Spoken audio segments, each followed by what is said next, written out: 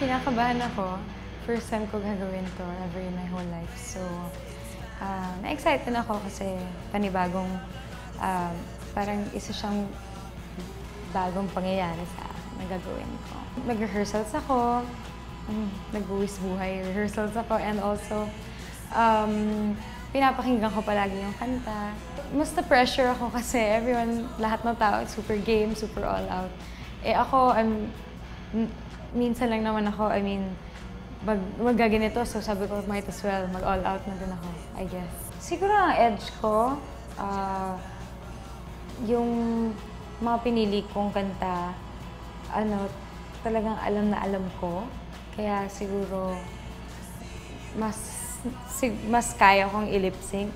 Rated SPG siya, nakakatakot din siya at the same time. Buwis buhay ito. So Len, humanda ka. Magkita-kita na lang tayo sa stage. Lip Sync Battle Philippines.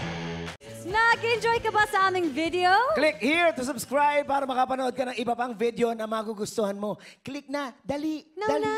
Ngayon, ayun.